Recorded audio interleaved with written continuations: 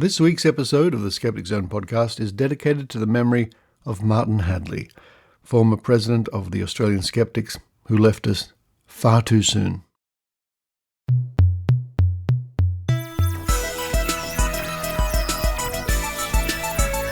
Welcome to the Skeptic Zone, the podcast from Australia for science and reason.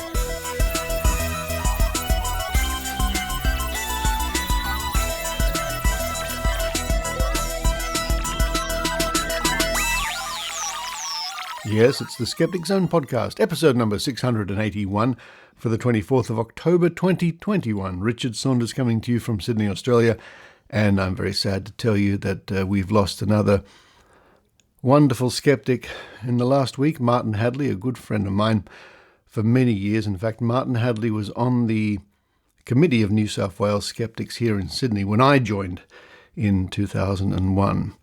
He served as secretary, as president and treasurer, and our heartfelt condolences to his friends on the committee and his friends in the legal profession, and to Jessica and his family.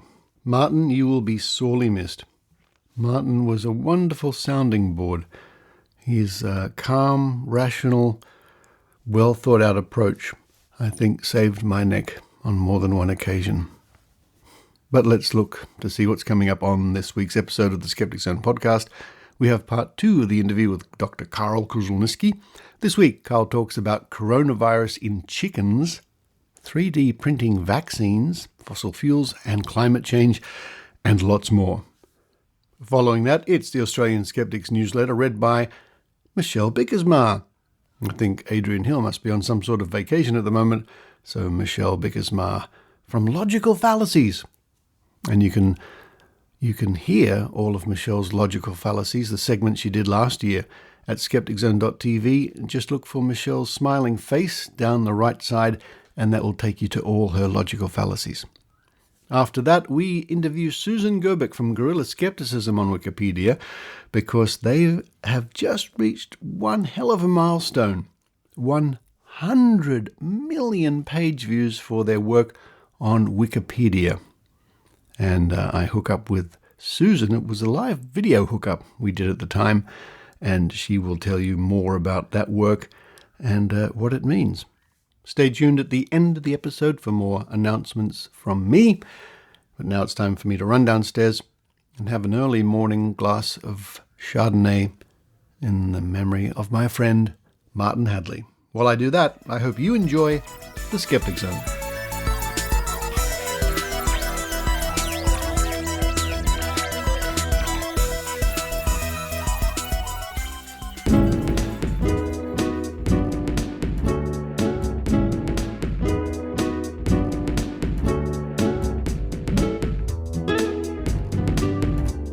As if by magic. And we're back again. We're back again. Right. I can hear you. Yep. And getting the vision going. And there it is. The vision's going. Wonderful. Okay, ready to rock. Okay.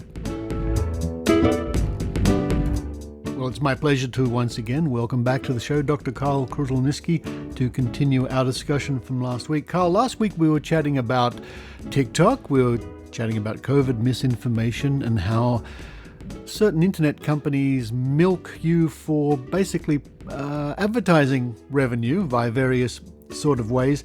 Now let's put on our prediction hat. Let's gaze into the crystal ball. How do you see 2022 shaping up? Can you see 2022 shaping up given the world we live in now? I think we're going to head down a pathway of dealing with the coronavirus via constant revaccination of everybody in the world. Yeah. And let me emphasise everybody in the world. You don't go to the swimming pool, the public swimming pool, and see a sign saying it's okay to wee in this corner because it spreads everywhere, right? You just got to vaccinate the whole world. Yeah.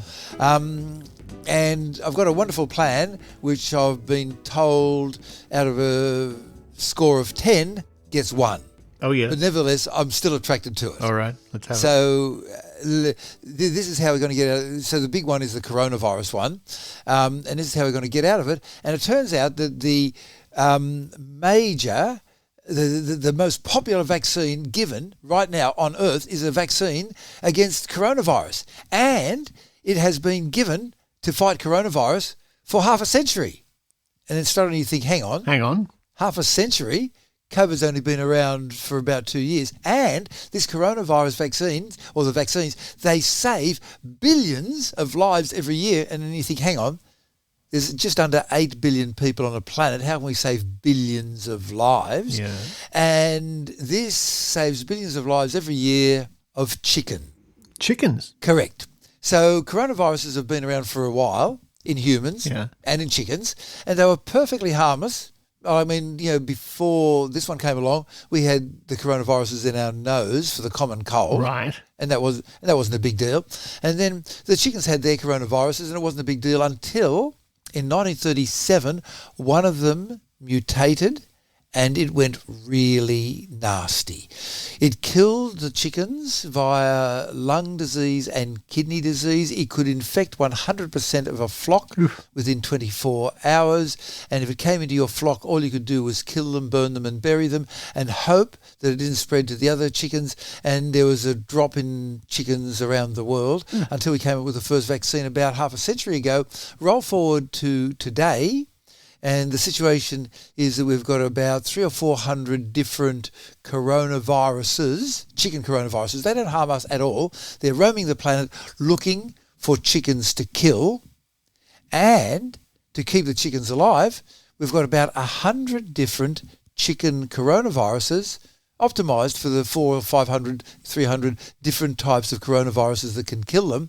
And the situation today is that virtually every commercial chicken is vaccinated at birth, where they just spray it into the air. Oh, yeah. They breathe it in. It lands on their feathers. They preen their feathers. They preen their feathers. They get into them. And every 2 weeks after, for every 2 weeks of their life, they're vaccinated against these things. And as a result, firstly, the weight of chickens on the planet is greater than the weight of all the other birds put together, even though if we didn't give them the vaccine, the numbers would plummet down to 0.001% of what they are. And secondly, you can enjoy the thing called a chicken schnitty. Now, for those listeners who are not Australian, can you explain what a chicken schnitty is? A chicken schnitty or a chicken parm or a chicken schnitzel. It's typical pub food, isn't it? It's probably not the healthiest thing. What is a pub for the overseas listeners? Well, it's a public house. It's a hotel. It's a drinking establishment that usually has some sort of restaurant or something attached. And pub food, bar food, is typically fish and chips, or it's saturated in fat, soaked in fat, cooked in fat, very delicious. Maybe chuck on a bit of cheese. Yes. Yeah, right.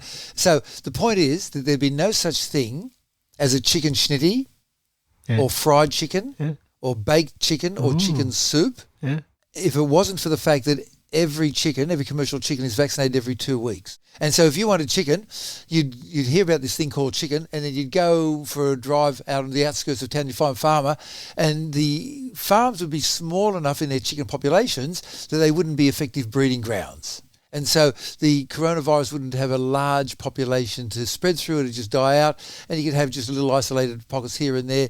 And you say, hey, try this meat, we call it chicken. Oh, yeah, chicken. Is that what chicken is, right?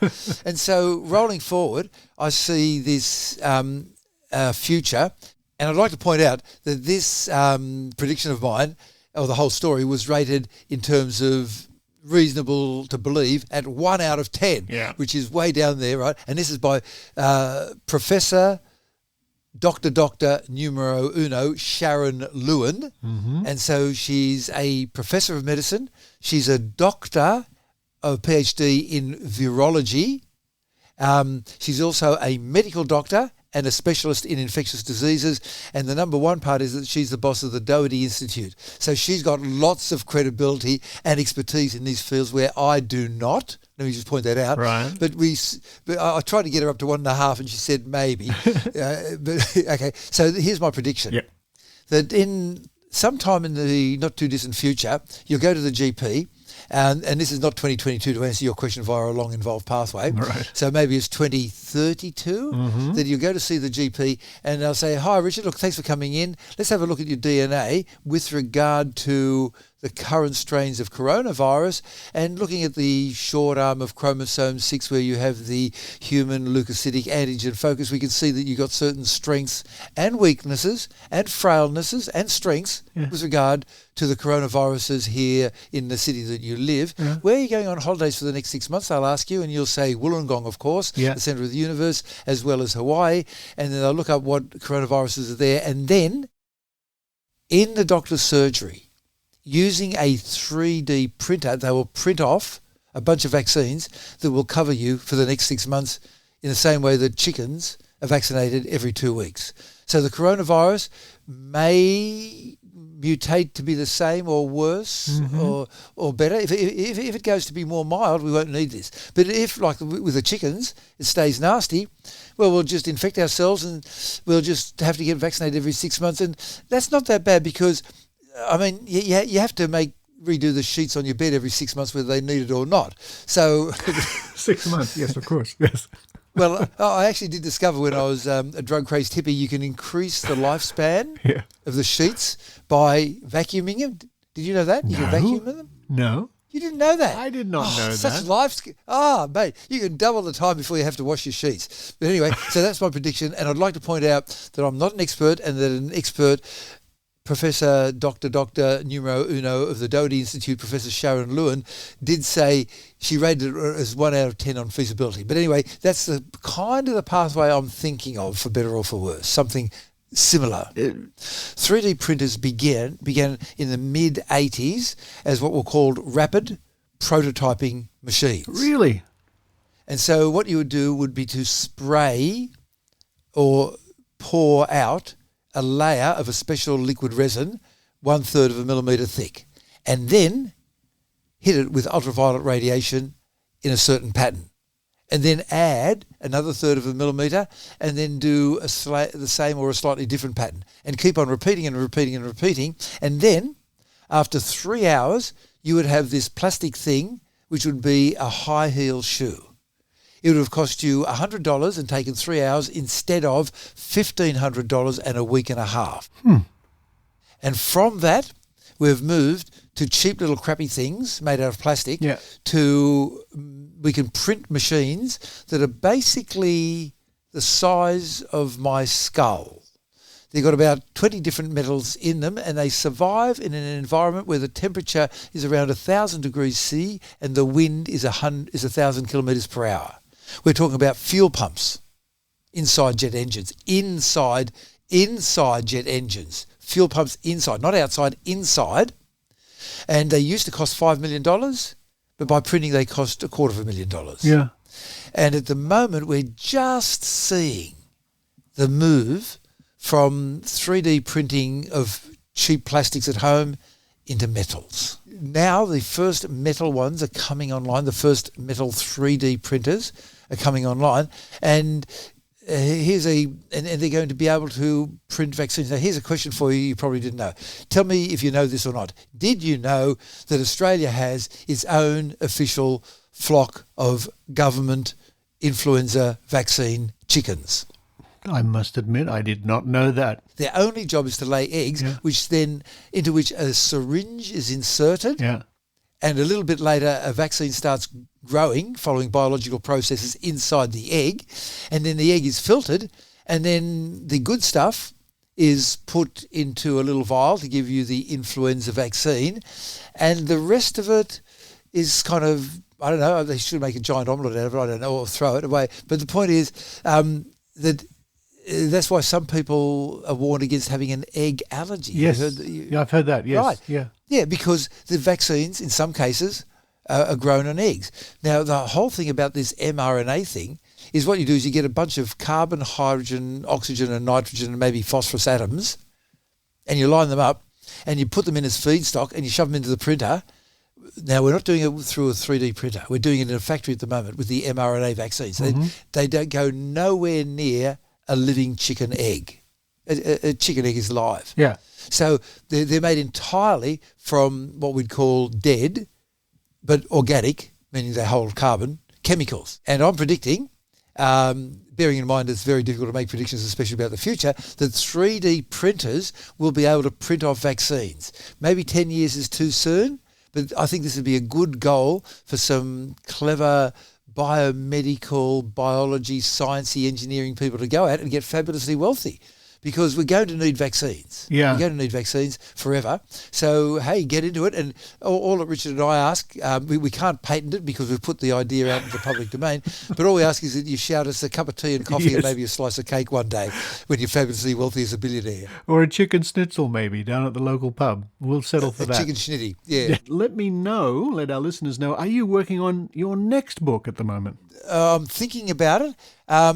Social media is important. Book is important. They have different needs. So my last three books, Road Trip and Surfing Safari, were the first books in the known universe, as far as I can tell, that had pop-up holograms. Oh, yeah. So you download the modestly named Dr. Carl app. Oh, by the way, here's a time for a bit of humble bragging. Oh, Richard, do you have a Richard Saunders app? I can't say that I do. Fake sympathy, humble brag. Go on. Dr. Carl app, tell me more. Yeah. So you download the modestly named Dr. Carl app on any platform. Right. Then point the camera on your phone at the cover page of every story in my book. And so there's a story there about dead fish swimming, and we point out, as I pop up magically at any hour of the day or night, I pop up and I point out that maybe we should have looked to the ocean for the vampires, because these creatures are dead and they can still keep on moving. And then if you press one of the buttons under my feet, you can then get taken to a homepage where you see a video of a fish swimming, and it's been dead for a day. Ooh. And okay. So zombie fish. Yeah, that was books number 3 and 2 and a half, number 45 and 46. 47 was a little book of climate change science. And there's a bunch of climate change science books around, and I'd highly recommend mine, of course, because I'm an ego, but I would really extra recommend the one by Michael Mann on the climate wars, and how the fossil fuel companies are still pushing for us to keep on burning fossil fuels, even though they did the best research into fossil fuels in the 70s and 80s, and they had proved to their satisfaction that fossil fuels were causing global warming. And they knew this. And they said this in 1977. Wow, 1977. And then in 1977. And in fact, the fossil fuel companies believed it so much that Exxon, the biggest company in the world at the time, decided not to develop the biggest gas field in the whole world. The Natuna, Natuna gas field in the South China Sea, sort of Malaysia, Indonesia, the Philippines, that sort of area. Because while it did contain 30% methane, it contained 70% carbon dioxide, and it would have been the largest single point emitter of carbon dioxide on the planet, and by itself would have accounted for 1% of all carbon dioxide emissions back then. And the fossil fuel companies decided to not go ahead and develop it because carbon dioxide emissions was something they had to drop back on. And in 1990, they chucked a Yui and started a massive disinformation campaign. Read the book Merchants of Doubt by Naomi Oreskes, and also read the book Climate Wars by Michael Mann. So the bottom line with the whole climate change thing is that with today's technology, we can actually stop and begin to reverse global warming within 10 years, but we've got to follow the example of the Americans after the 7th of December 1940, when they got bombed at Pearl Harbor. And in the previous half century, they had made 3,000 aeroplanes. In the next 4 years, they made not 3,000, 300,000. Yeah. That's the sort of political effort and mobilisation that we need. And if we do that, we can bring the carbon dioxide levels back to what they were in the 20th century. We can easily fix up steel and carbon dioxide, steel and concrete, which are a total of 15% of world carbon emissions. We can fix that in 10 years. We just have to make the political decision. So I don't know if I'll write another book about that. It seems to have taken off. I wrote my first story about climate change in 1981. Wow. Yeah, and back then, the world's largest reinsurance company, Munich Re, so you know about insurance companies that insure people like you and me, insure my bicycle, insure my car, all that sort of stuff. But then there's the big guys, the reinsurance companies. And they will, so you might have, say, a hailstone storm go through a big city and all the cars get damaged. So if it turns out that one or two companies have the car insurance for most of the cars in those two cities, they will then reinsure themselves against a hailstorm with a reinsurance company. They spread the risk around the world. And the world's biggest reinsurance company, Munich Re, RE, they, in 1973, recognised that something that they called the greenhouse effect was happening. It was causing an increase in disaster payouts, and nothing personal, it was just strictly business. They increased the premiums, and so did everybody else. 1973, and remember, the insurance companies picked up that smoking cigarettes was bad for your health before the medical doctors admitted. Nothing personal, it was just business. You want to get the life insurance policy with me? Sure. Do you smoke cigarettes? Yes, you have to pay more. I'll go to another insurance company. Doesn't matter, they'll charge you more too. It was nothing personal, it was strictly business. So am I writing another book? I think so. How about you? What are you doing for the next little bit? Well, I've got a cat who's just decided to join our conversation, as you can see behind me there. So I'll be taming the cat for the next little bit. My big... My big project over the past decade or so has been the Great Australian Psychic Prediction Project.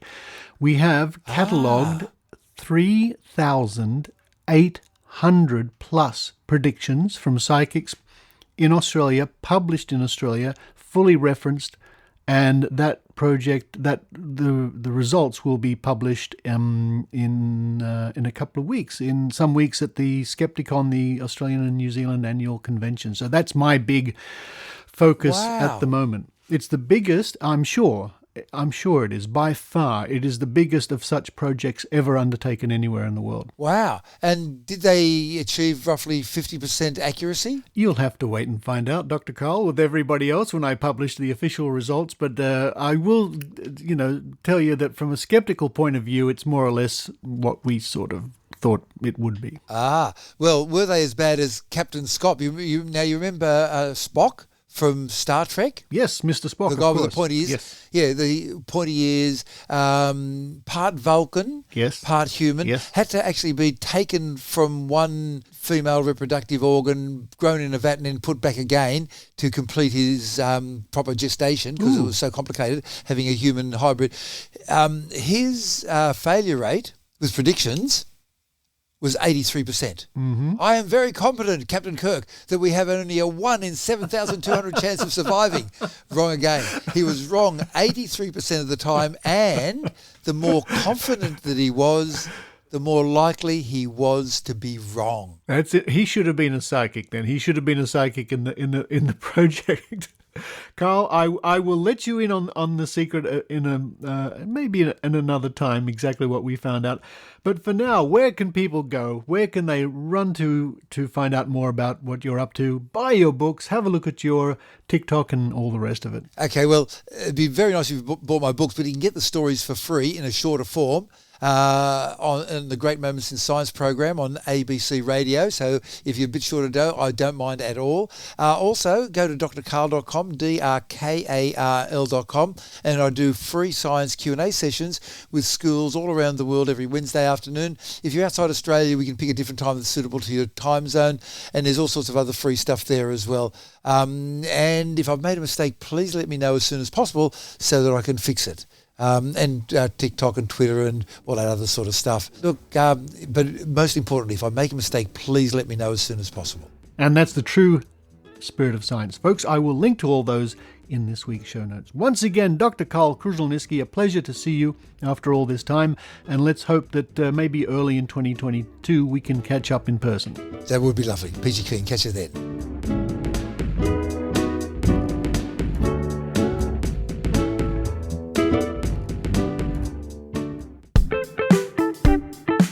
New Zealand and Australian skeptics present Skepticon 2021, 20th to the 21st of November.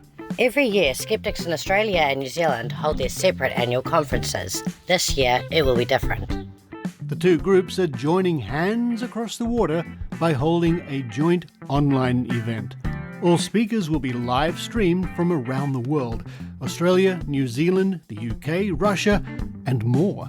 A truly international event to enjoy from the comfort of your own home. Speakers include New Zealander of the Year, Dr. Susie Wiles. From the UK, Professor Richard Wiseman.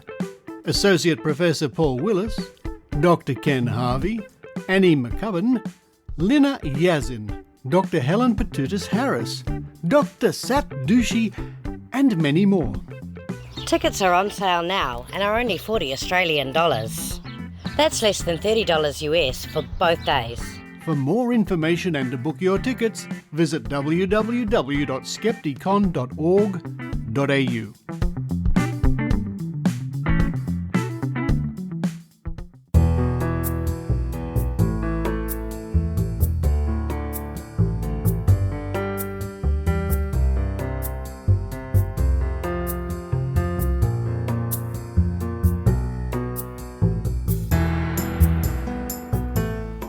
Hello everyone, this is Skeptic Zone reporter Michelle Bickersma in Melbourne to read some of the Australian Skeptics newsletter number 134, written by Tim Mendham. Normally, Adrian Hill from Canada reads this, but she is on a maple syrup and waffle tour of Canada and the US. Good luck, Adrian, and bring me back some. But getting back to the newsletter.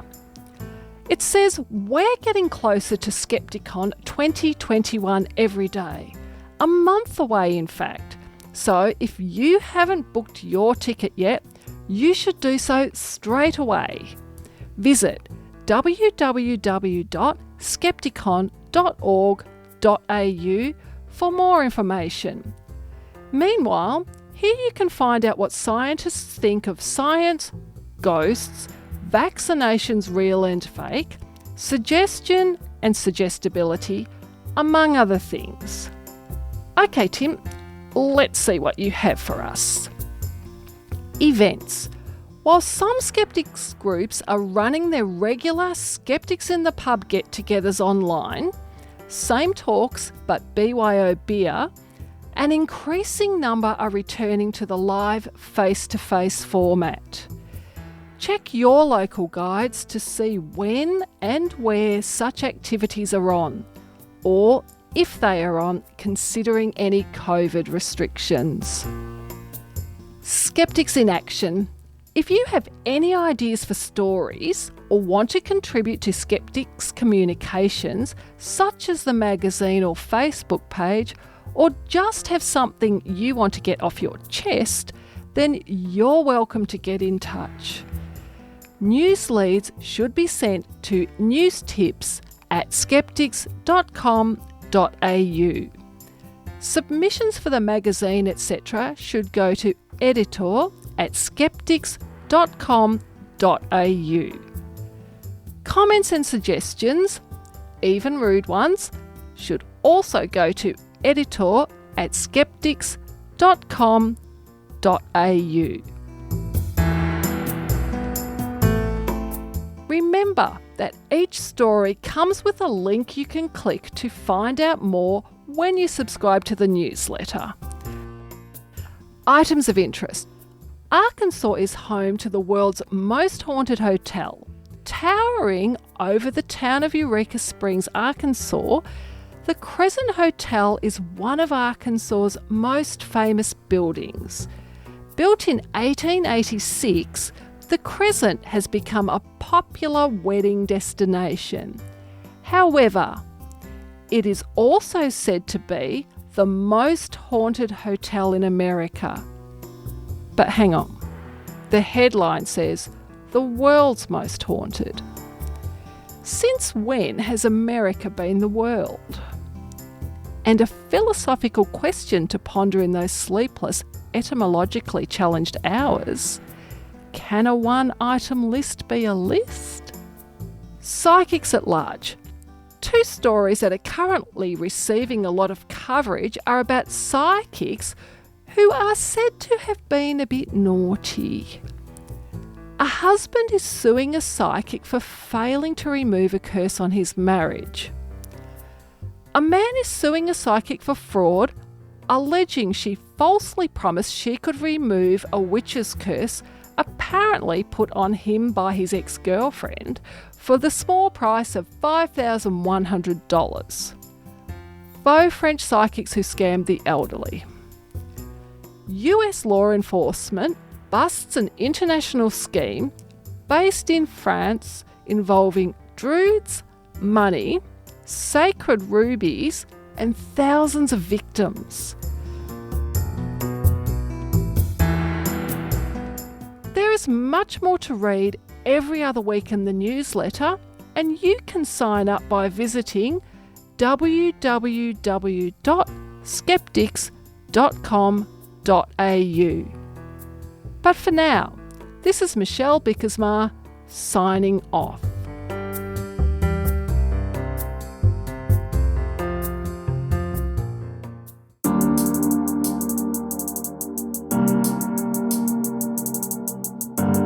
Hi, this is Rob Palmer. I write the well-known Skeptic column in Skeptical Inquirer Online, and I'm a team member of the Guerrilla Skeptics on Wikipedia project, GSOW. But you fine folks may know me because I contributed segments for several episodes of this podcast. Check out my interviews from PsyCon 2019, starting with episode 576. So here's a little known fact. All of my skeptical activism stems from discovering the Skeptic Zone. Yep, I first heard of the GSOW project right here back in 2012 due to Richard's selfless support of it and other skeptical activities around the world. I can honestly say I'd likely still be a skeptical couch potato if I hadn't discovered this podcast.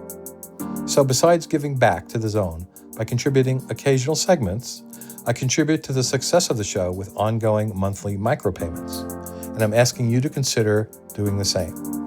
You can do that by following the Patreon or PayPal links at skepticzone.tv. Every donation supports the show, and Richard will really appreciate it.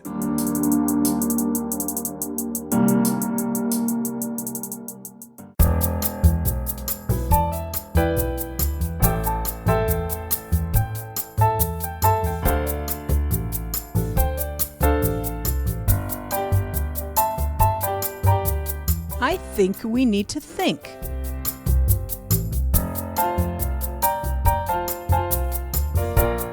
Here's Susan Gerbic.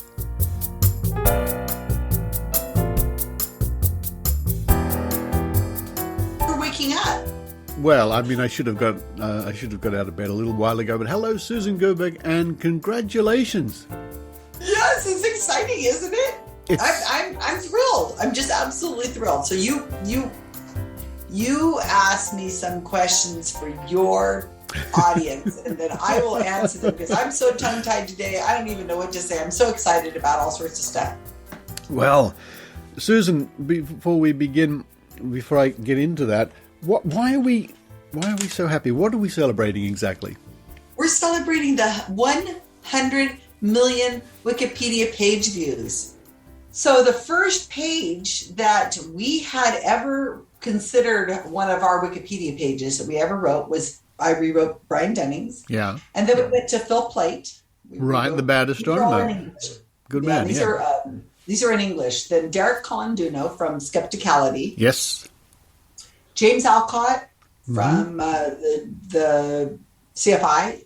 Ray Hyman. Yep. Robert Schaefer. Yes. Barry Byerstein. I look back on some of these pages that I wrote at the beginning and I almost want to cry. They're so they need a new rewrite. Barry Byerstein, Jerry Andrus. Yes.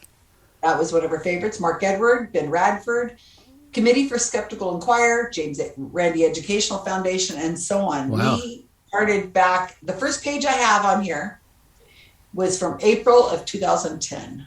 Okay. So the idea originally was to spruce up and to improve and to get in the shape existing pages of noted skeptics and skeptical organizations. When this was it a movement? Was it a trend? Was it an idea? Was it a switch in your thinking to go into other pages to improve the science reporting on those pages, to point out the pseudoscience when it was reported, when it was mentioned on the pages and things like that? Oh, we were doing that right at the beginning. Oh, okay. The pages I've just read to you that we wrote are pages we wrote or rewrote. I mean, complete rewrites. But we had always been editing, different things. I remember putting the James Randi Educational Foundation used to do a Pegasus Award every April 1st. Yes. And when they put out an article saying we've done a Pegasus and we're going, these are the people who we're Pegasing. Yes. This is like the Australian Skeptics have a similar thing. It's called the Ben Spoon Award, where we award some outrageous claim or some person making pseudoscientific claims or a psychic or something who fails miserably or something like that. Mm-hmm. So I would go to the Wikipedia page and put on the Wikipedia page and use a citation from the JREP saying they have just won a Pegasus Award for these reasons. And that was amazing. But that wouldn't have made it to my Stat Badger, because that's just like 4 sentences or something like that onto a page. And the only thing that we count, that 100 million, oh my God, the 100 million page views, that's only the pages we have written completely or completely rewritten. Just, I see. No little edits. That if we did, we couldn't even track that. And we would of course. We would have hit 100 million page views in, after a couple of years. Now, one of the pages that sticks in my mind, one of the ones you worked on, or no, you must have worked on, it would have been created already, was cupping. Now, you had a good success with cupping, didn't you? Because it was a fad. Didn't write that. Fad, yeah, but now what? The last Olympics. We rewrote the lead. We rewrote the lead because it was in the Olympics. It was being mentioned because of Michael Phelps. Now, cupping, folks, I'm sure you may have heard of this, is the practice of getting large glass spheres and heating them slightly, putting them on the back, usually the back of somebody. And the sphere cools down, and that creates a bit of suction, and it draws up the skin, and you leave it on there, and you take it off, and it leaves big red marks on the back. Giant hickeys. Circular hickeys, you guys. And the idea is, through no science, that it should help you flow your energy, cheese, or release blockages, or the toxins come out, and all the words they throw around. Yeah, and so it was in the media because of Michael Phelps in the Olympics. 2014, right? So we got that lead changed, and then we managed to change the lead in other languages too. We didn't know cupping was going to be a thing until. You did that, but because Phelps, or whoever it was at the time, and whatever Olympics it was getting a lot of attention, and you noticed a lot of people were going straight to that page to have a look. Well, what's this? All this cupping, and that's partly why you targeted that page. So when people went there, they at least could get some reputable, referenced scientific information on cupping. Absolutely. And I'm so glad you remember this. This is a really good example of influencing the media and trying to get our word out there, because we were a little slow because we hadn't written that page and we weren't really thinking about it. But it had... it received about 1,000 page views a day. That was normal traffic for it. And the day that Michael Phelps kind of was all over the media, and people are going, "What are those circular hickey looking things on him?" And the media, and I have slides of all these different headlines the media was interested in what was going on, and they showed these pictures of him swimming with these hickeys, and they were having cupping practitioners come on TV shows and say, yes, "Ooh, what is that?" And they were showing them. So the day that it hit its height, which was the day that we were working on the lead of that Wikipedia article, the Wikipedia page in one day hit 160,000 views. Wow.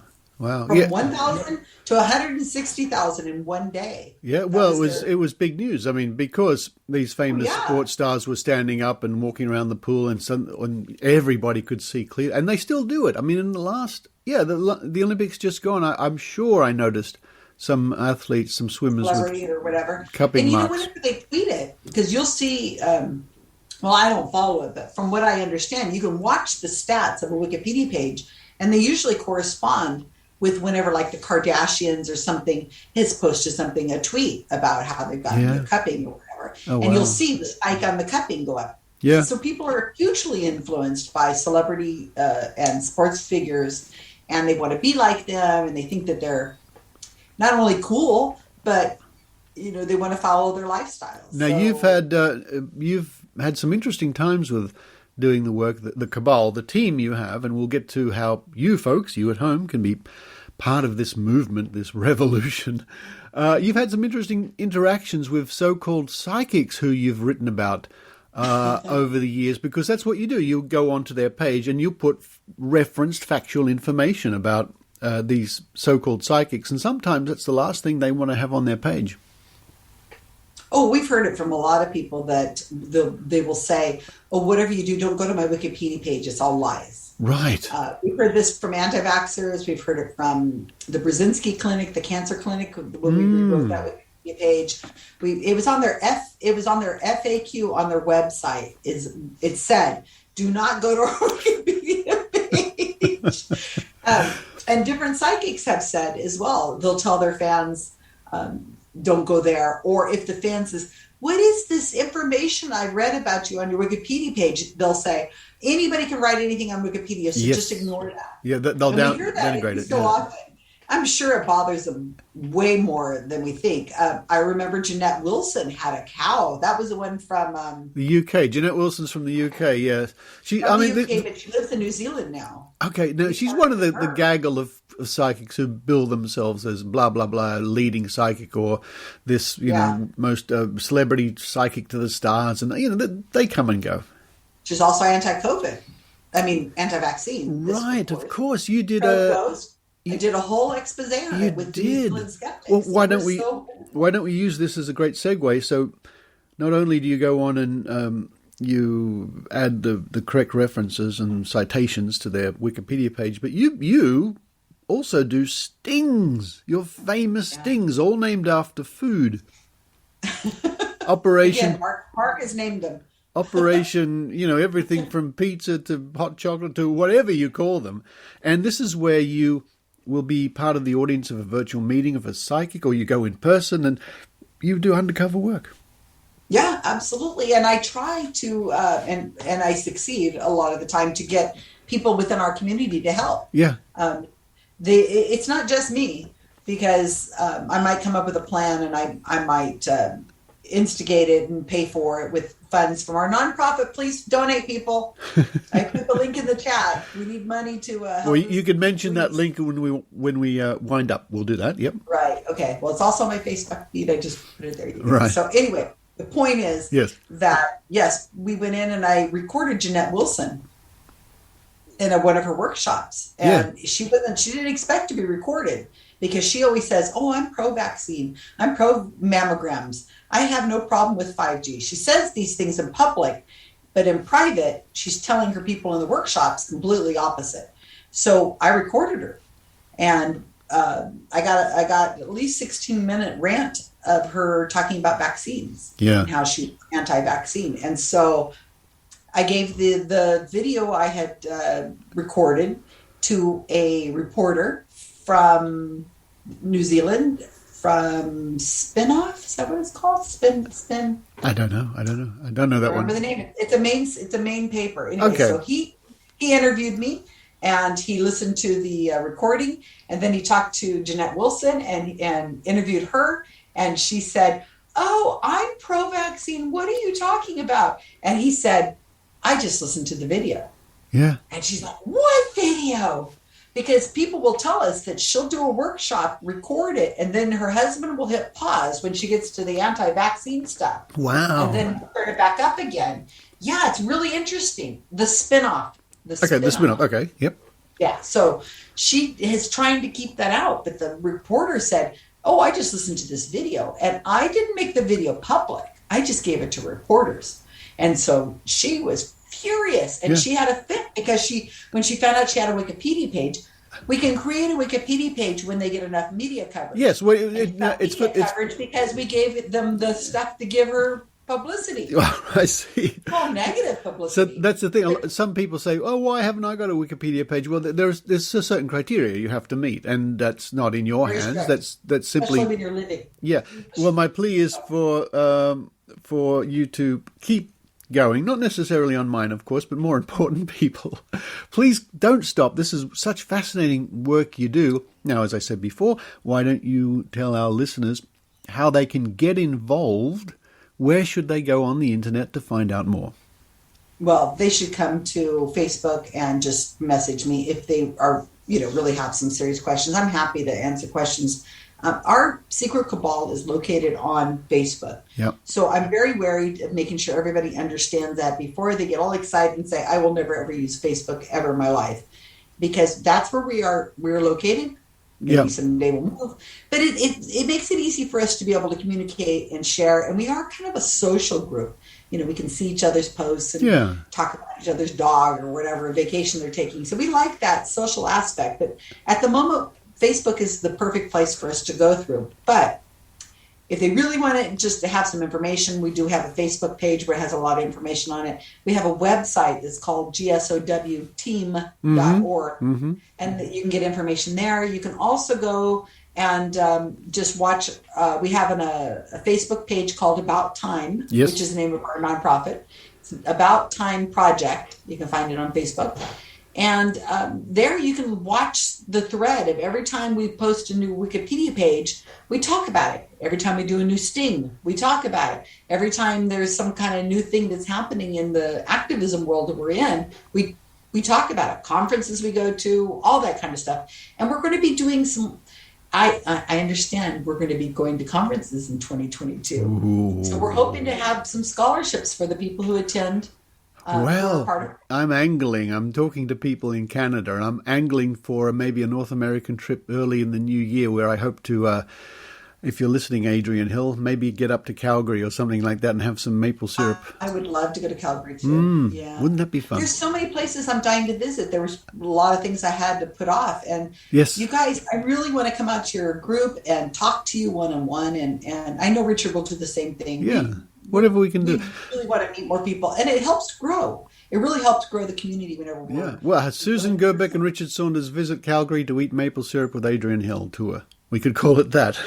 We could call it the About Time tour, which is it's a little more simple. But we could have maple syrup. We could have maple syrup. Susan Gerbeck from Guerrilla Skepticism on Wikipedia, thank you very much for this impromptu, suddenly get out of bed, Richard, and interview Susan experience. And go into my house. You're in my Zoom.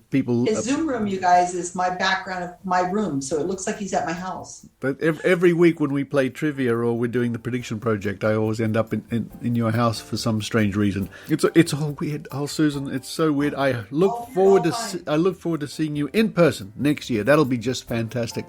But for now, folks, visit those websites. There'll be a link in this week's show notes. Susan Gerbeck, thank you very much. Thank you, Richard.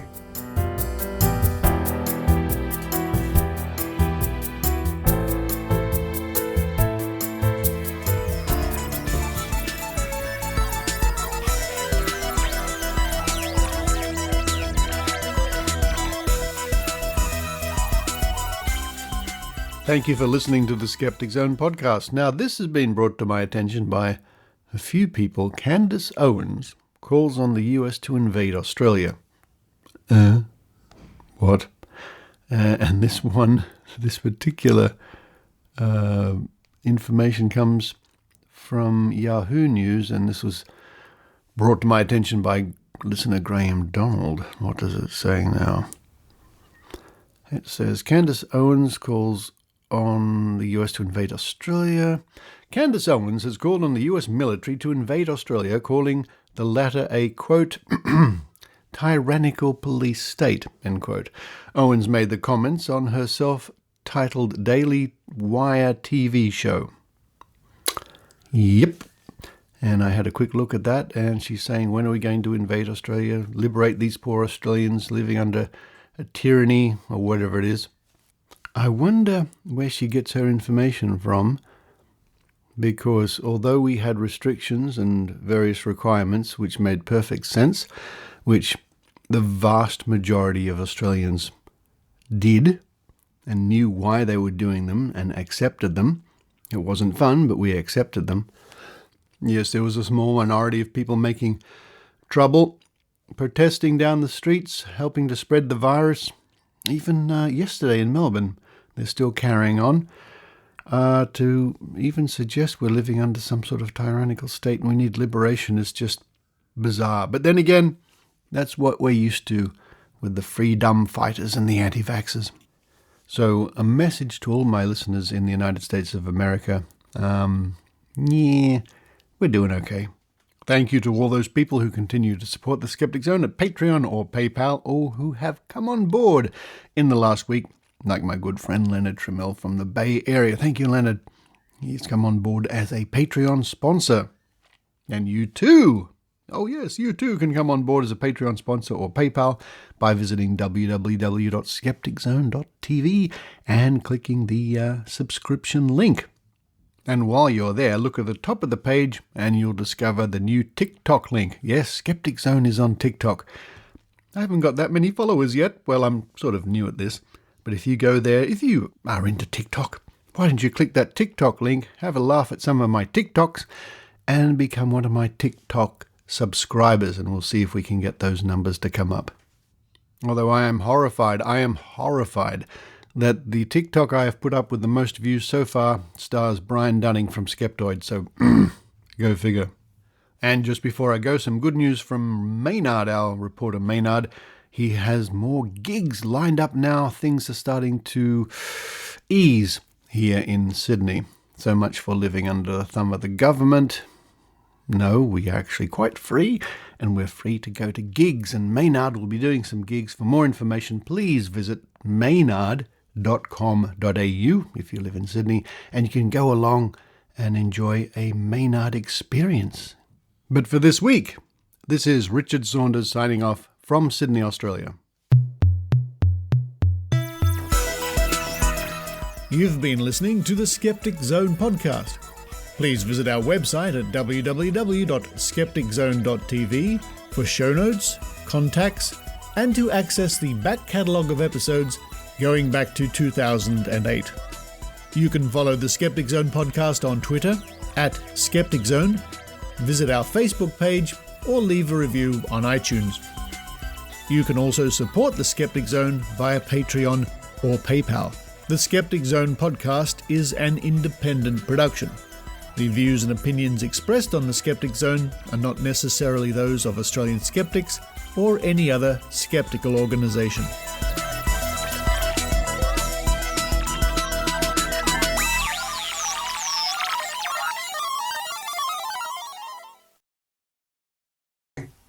Now, don't go away, Susan Gerbeck. You're back. It's the end of the show. Of course, the music's over, and you know what that means? It means the dice It game. means- We're going to roll 3 5s in a row. Here we go. This is the week. This is the week. This is the week. 5, 5, 5. And don't use that dice. Don't use that die that Adrian sent you that has the fake die on You it. can't see that, but there's the dice rolling machine. All You right. have to turn off your virtual reality theater. This is the dice machine that my good friend Greg gave me. Yep, there it is, folks, if you ever wondered. So here we go. So, Susan, why do I bother asking? What number? Let me see if I can- What kind of die are we using? It's I can't even hold that up to the camera. Never mind. It's 1 through 6. You just have to. Yeah, it's a D6. It's a D6. Here we go. So get you at home. Use your psychic power. Guess you out there live. We're doing this live. This is a change. Here it comes. The first number is. 5. Ooh, close, Susan. Close. 4. 4.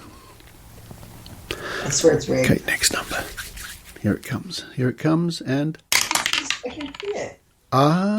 you know what, Susan? It's a 5. It's a 5. And I don't cheat. I honestly just pick it up as it falls, because you know that, because 5 doesn't come up that But much. it's going to be another 5. Here we go. So This will be 4, the time we're going to do 5, 5s in a row. last number, here it comes. Well, we've sort of been dancing around, so that's a 3. Okay. So today's winning numbers, folks, are 4, 5, and 3. Thank you, Susan. It's going to be 555 someday.